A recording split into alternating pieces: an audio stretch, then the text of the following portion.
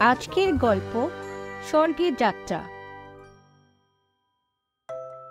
একবার বাদশাহ আকবরের নাপিত চুল কাটার পর তার পায়ের মালিশ করছিল। হুজুর, আপনি তো আপনার এই রাজ্যে সকলের জন্যই ভালো প্রবন্ধ করে রেখেছেন। আপনার রাজ্যে সমস্ত প্রজারা খুশি, কিন্তু আপনার পূর্বপুরুষেরা যারা স্বর্গে আছেন তাদের খবর রেখেছেন কি? তারা কি সেখানে ভালো আছেন? তাদের সেখানে কোনো অসুবিধে হচ্ছে না তো? কি পাগলের মতো কথা বলছো? স্বর্গে আমাদের পূর্বপুরুষেরা কেমন আছেন কিভাবে জানবো? হুজুর, আমি খোঁজ নিতে পারি। আমি এক স্বনামধন্য তান্ত্রিককে জানি, যিনি জীবন্ত মানুষদের স্বর্গে যাত্রা করাতে পারেন। তিনি অনেক মানুষকে তাদের পূর্বপুরুষদের সাথে দেখা করিয়েছেন এবং স্বর্গযাত্রাও করিয়েছেন। কিছুক্ষণ চিন্তা করার পর আকবর বললেন, ঠিক আছে, ওই তান্ত্রিককে কাল আমার দরবারে হাজির করো। পরের দিন নাপিত সেই তান্ত্রিককে নিয়ে দরবারে হাজির হলো। এই যে নাপিত যা বলছে তা কি সত্যি? হ্যাঁ হুজুর, আমি অনেককে স্বর্গে যাত্রা করিয়েছি। ঠিক আছে, আমিও আমার পূর্বপুরুষদের ব্যাপারে জানতে চাই। ওখানে তাদের কোনো জিনিসের অসুবিধে হচ্ছে না তো? আর এর জন্য আমি আমার সবচেয়ে প্রিয় মন্ত্রী বীরবলকে সেখানে পাঠাতে চাই। কিন্তু হুজুর, স্বর্গে তো আরাম আর ঐশ্বর্য, খুব কম লোকের মন চায় সেখান থেকে ফিরে আসতে। এরকম না হয় আবার বীরবলজি মন না চান ফিরে আসতে? আরে না না, আমি নিশ্চিত যে বীরবল ঠিক ফিরে আসবেই। বীরবল, তুমি বলো, এতে কোনো সন্দেহ আছে কি? হুজুর, এতে কোনো সন্দেহ নেই। শুধু এটাই জানতে চাই যে এরা মানুষকে স্বর্গে পাঠায় কিভাবে। আমরা নদীর ধারে কাঠের মাঝখানে সেই ব্যক্তিকে দাঁড় করিয়ে কাঠে আগুন ধরিয়ে দিই, আর আমি মন্ত্রের সাহায্যে তাকে স্বর্গে পাঠিয়ে দিই। আচ্ছা, আর কতদিনে তারা আবার ফিরে আসে?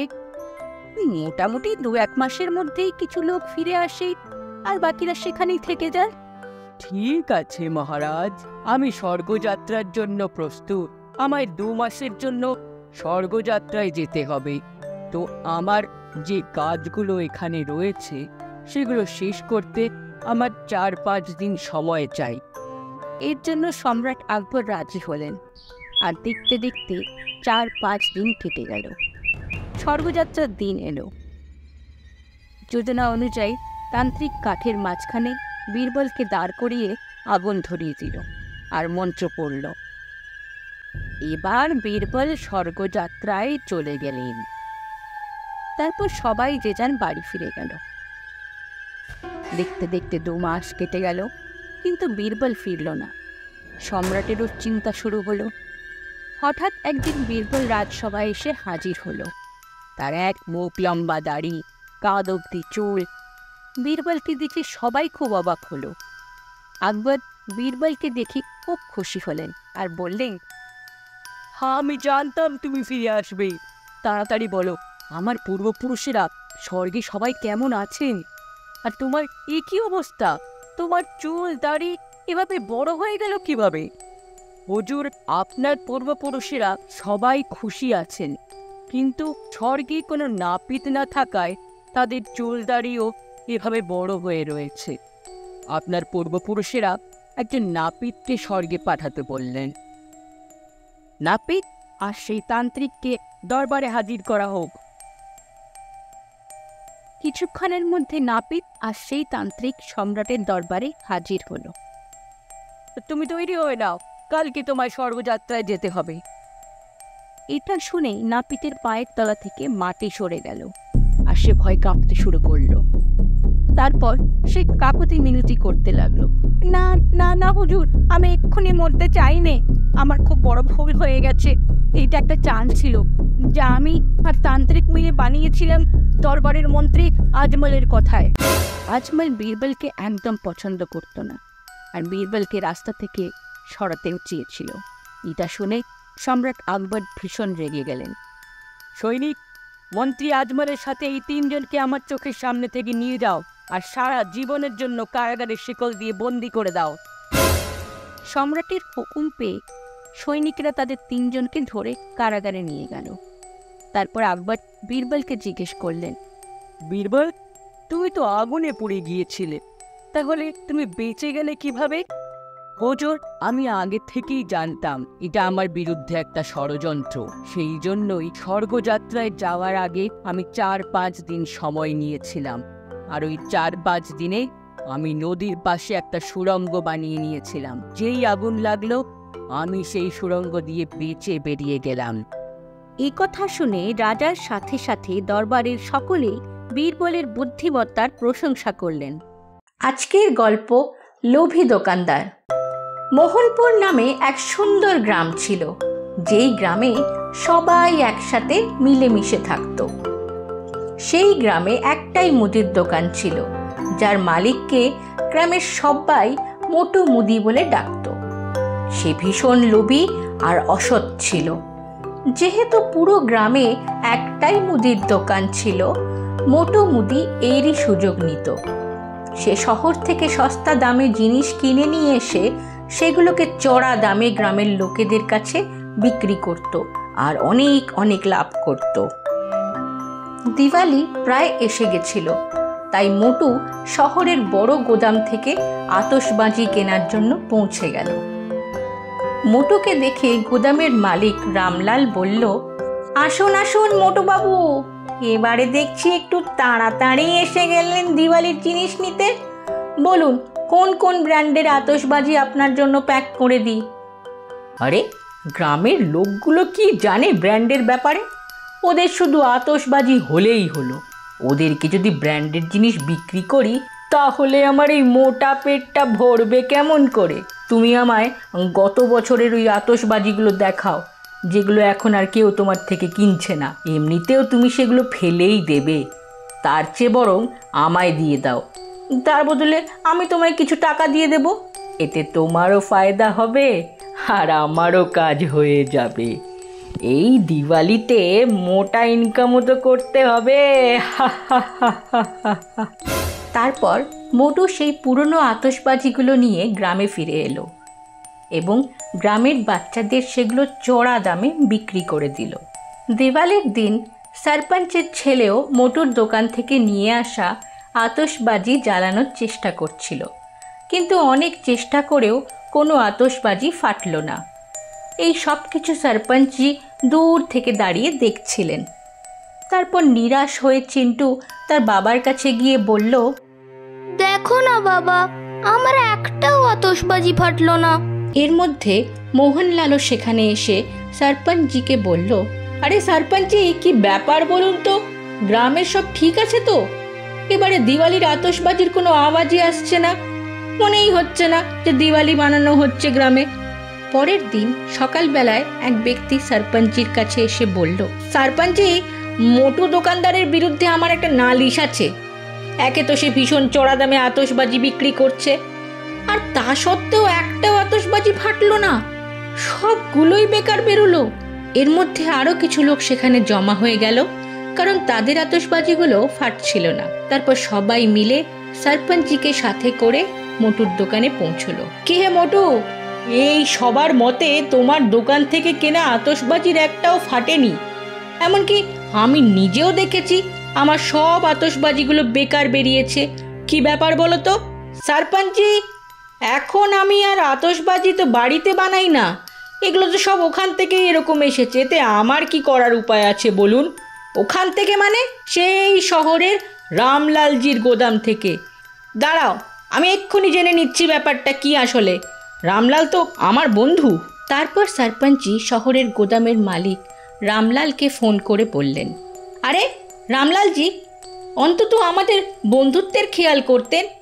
আপনিও আমাদের গ্রামের মোটুকে এমন আতশবাজি দিয়েছেন, একটাও তো ফাটলো না। আরে সরপঞ্চজি, এতে আমার কোনো দোষ নেই। আমি তো আগেই মোটুকে বলেছিলাম যে পুরনো আতশবাজিগুলো নিয়ে যেও না, ওগুলো ফাটবে না। কিন্তু ও যে আমার কোনো কথাই শুনলো না, আর একদম জলের দামে সমস্ত আতশবাজিগুলো নিয়ে গেল। ও বলছিল যে এই দিওয়ালিতে ও নাকি মোটা টাকা কামাবে। সত্যিটা জানার পর সরপঞ্চজি ভীষণ রেগে গেলেন আর বললেন, আরে মোটু, তুই তো খুব চিটিংবাজ। একেই তো এত বেশি দাম, তার উপর সবগুলোই বেকার। তোর লোভের কোনো সীমা রইল না আর। তোর এই লোভ আজকে তোর দিওয়ালি মানাবে। গ্রামবাসীরা চলো, আজকে এই মোটুকে আচ্ছা করে শিক্ষা দিই, যার জন্য সমস্ত গ্রামের দিওয়ালিটা খারাপ হয়ে গেল। আর তারপর রেগে আগুন গ্রামবাসীরা আচ্ছা করে মোটু দোকানদারকে পিটিয়ে শিক্ষা দিল। আজকের গল্প সাধু বাবার আশীর্বাদ। আজকের এই গল্পটা একটা ছোট্ট গঞ্জে থাকা বিজুর। বিজু তার স্ত্রী বাবলির সাথে থাকতো। রাস্তার ধারে তার একটা ঠেলা ছিল।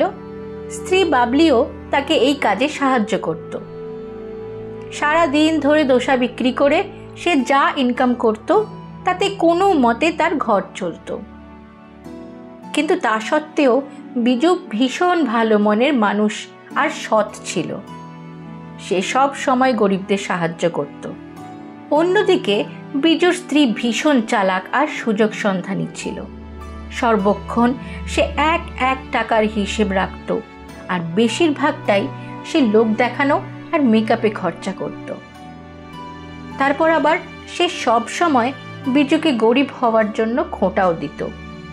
হায় হায়, যদি আমার কোনো ধনী পরিবারে বিয়ে হতো, আমি রানী হয়ে থাকতাম। গত জন্মে নিশ্চয়ই কোনো পাপ করেছিলাম যে এই জন্মে এই মানুষটার সাথে আমার বিয়ে হলো।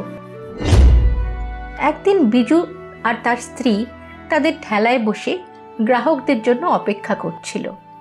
তখনই সেখানে এক বুড়ো সাধু এসে বলে, আরে খোকা, আমি কি খাওয়ার কিছু পেতে পারি? অনেক দিন হলো আমি ক্ষুধার্ত। দয়া করে কিছু খেতে দে এই ক্ষুধার্ত বুড়োটাকে। ভগবান তোদের মঙ্গল করবেন। বিজু কিছু বলার আগেই তার স্ত্রী বলে উঠল, ও বাবা, সকাল থেকে একটা দোসাও বিক্রি হয়নি এখনো, আর তার উপর আপনি এলেন ফ্রিতে দোসা খেতে? আগে যান, এখানে আমরা কোনো লঙ্গর খুলে রাখিনি, আর এভাবে ফ্রিতে ধোসা বিলোতে থাকলে খুব তাড়াতাড়ি আমরাও বাটি হাতে রাস্তায় চলে আসব। নিজের স্ত্রীর কটু কথা শুনে বিজুর প্রচণ্ড রাগ হলো, আর সে বলল, ব্যাস, চুপ করো। আরে একটা দোসা বাবাকে খাইয়ে দিই, তেমন কি আসে যাবে? আর ক্ষুধার্তকে খাওয়ানোর থেকে বড় ধর্ম কি আর আছে? হায় হায়, তোমার সাথে বিয়ে করে আমার কপালটাই পুড়লো। ভেবেছিলাম অনেক টাকা ইনকাম করা একটা স্বামী পাবো, যে আমার সমস্ত শখ পূরণ করবে। কিন্তু দেখো কি পেলাম, একটা সৎ কর্মঠ দোসাওয়ালা। আরে তোমার এত সততার কি লাভ, যখন ঠিক করে সংসার চালানোই মুশকিল এখানে। বাইরে অন্যদের দেখো কিভাবে ভেজাল আর দামি জিনিস বেচে মোটা টাকা ইনকাম করছে। কে কি করছে না করছে তাতে আমার কিচ্ছু যায় আসে না। আমি একমাত্র সৎ উপায়ে টাকা উপার্জন করব, আমার এতেই খুশি। এই বলে বিজু সাধু বাবাকে ধোসা খেতে দিল। সাধু বাবা আরাম করে ধোসা খেলো। আরে কোকা, তুমি তো ভীষণ সুস্বাদু দোসা বানাও। পেট ভরলেও মনে কিছুতেই ভরছে না। দোসা খেয়ে চলে যাওয়ার সময় সাধু বাবা নিজের থলের ভেতর থেকে একটা সোনালি রঙের চাটু বের করে বিজুকে দিল, আর বলল, খোকা, তোমার সততায় আর উদার মনতায় আমি আজ খুশি হলাম। আজ তুমি একজন ক্ষুধার্তকে খাইয়ে অন্যের অনেক পুণ্যের কাজ করেছো। আমার কাছে টাকা নেই, কিন্তু আমি তোমাকে এই চাটুটা দিয়ে যাচ্ছি। ভগবান তোমার মঙ্গল করুক। এই বলে সাধু বাবা সেখান থেকে চলে গেল। সাধু বাবা চলে যাওয়ার পর বিজু নিজের কাজে লেগে গেল, আর সেদিন তার বিক্রি বাকি দিনের থেকে অনেক বেশি হলো। কিছুদিন কেটে যাওয়ার পর বিজুর ধোসার চাটুটা খারাপ হয়ে যায়। তখন হঠাৎ করে তার মনে পড়ে সাধু বাবা তাকে একটা চাটু দিয়েছিল। বিজু ভাবল, কেন না আজকে ওই চাটুটা ব্যবহার করি। এমনিতেও নতুন চাটু কেনার মতো টাকাও আমার কাছে এই মুহূর্তে নেই। বিজু যেই ওই চাটুটাকে গ্যাসের ওপর রাখলো, সে তো দেখেই অবাক হয়ে গেল। বিনা আগুনে চাটুটা গরম হতে থাকলো, আর তার থেকে নিজে নিজেই দোসা তৈরি হয়ে বেরোতে থাকলো। এইরকম চমৎকার বিজুর জীবনে প্রথমবার হচ্ছিল। এত বড় আর সুন্দর দোসা দেখে বিজু খুব খুশি হয়ে গেল। ওর পাশে দাঁড়িয়ে থাকা ওর স্ত্রী নিজের উপর লজ্জা হলো আর সে নিজের ভুল বুঝতে পারল। সে লজ্জা পেয়ে মাথা নিচু করে দাঁড়িয়ে রইল। এরপর থেকে বিনা মেহনতে বিজু প্রতিদিন অনেক অনেক সুস্বাদু দোসা পেতে লাগলো। সেই ধোসার স্বাদ লোকেদের এত পছন্দ হলো যে পুরো শহরের সব থেকে সুস্বাদু দোসা বিজুরই ছিল। দেখতে দেখতে কিছুদিনের মধ্যেই জাদুই চাটুটা বিজুর জীবন আমূল বদলে দিল। শেষে বিজু সবাইকে বলল, বন্ধুরা, আমাদের সবাইকে সবার সাহায্য করা উচিত। ক্ষুধার্তকে খাবার আর তৃষ্ণার্তকে জল খাওয়ানোর থেকে বড় আর কোনো ধর্ম নেই। আপনাদের যদি আমার এই গল্পটা ভালো লেগে থাকে তো প্রথমে আমার চ্যানেলটা সাবস্ক্রাইব করুন। আমরা এখানে প্রত্যেক দিন ভালো ভালো গল্প নিয়ে আসি আপনাদের জন্য। সাবস্ক্রাইব না করলে আগামী গল্পগুলো কেমন করে দেখবেন? আজকের এই গল্পটা ভালো লেগে থাকলে লাইক বাটনটা প্রেস করুন আর সাবস্ক্রাইব করতে একদম ভুলবেন না যেন। তাহলেই আরও অনেক অনেক মজার গল্প নিয়ে আমরা আবার হাজির হব আপনাদের কাছে। ধন্যবাদ।